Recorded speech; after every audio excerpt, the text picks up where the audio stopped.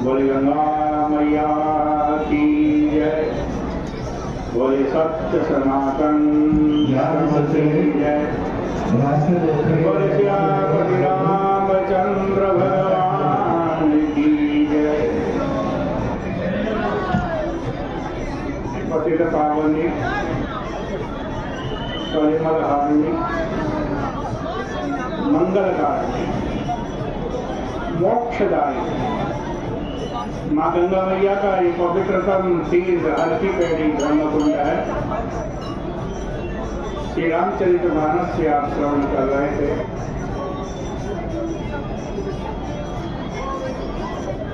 देखो, जब भगवान ने लंका पर विजय प्राप्त कर ली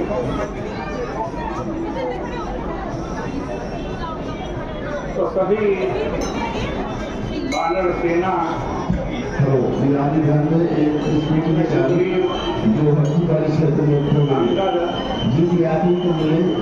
हनुमान जी आदि सभी अयोध्या में आए और अंत में भगवान ने सबकी विदाई सूचना को लेकर के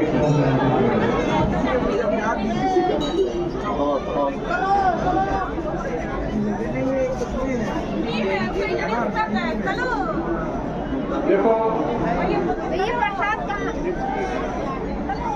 सबकी विदाई में कुछ ना कुछ दिया भगवान ने।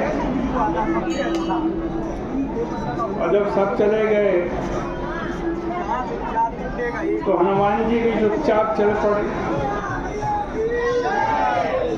वे कुछ बोले नहीं। श्री भरत जी, ऋषि लक्ष्मण जी तो बड़े आश्चर्य से देखते रह गए, क्योंकि प्रत्येक व्यक्ति को आशा थी कि हनुमान जी कहेंगे कि मुझे अयोध्या में ही रहने की आज्ञा दीजिए। पर हनुमान जी ने एक बार भी प्रभु से नहीं कहा। यद्यपि सबकी विदाई तो हुई पर उनकी विदाई नहीं हुई।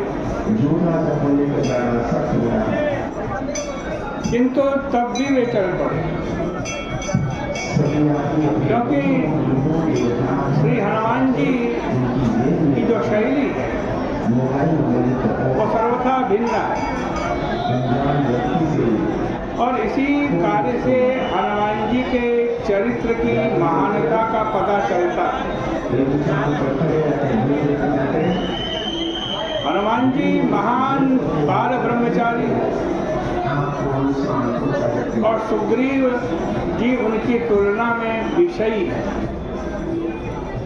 होना तो ये चाहिए था कि सुग्रीव हनुमान जी के चरणों में गिरे, पर यहाँ गोस्वामी जी ने कहा कि नहीं, ऐसा नहीं होगा। अब सुग्रीव चरण गहिनाना मांति विनय कीन्हु हनुमाना।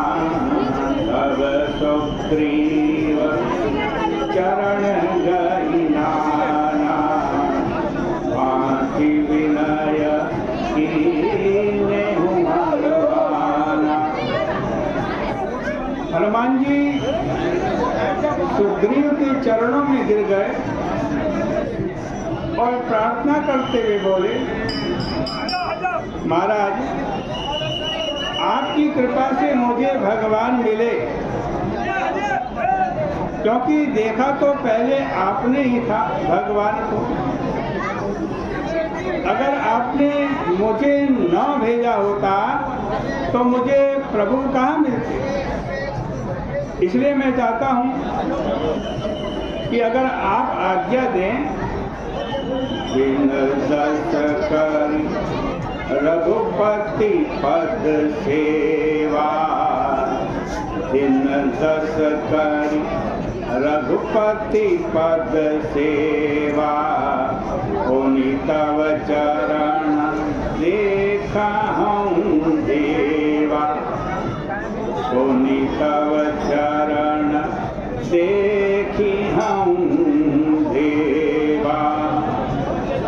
हे महाराज, मैं 10 दिन के लिए प्रभु की चरणों की सेवा के लिए रुक जाऊं। ये सुनकर के सुग्रीव की आंखों में आंसू आ गए।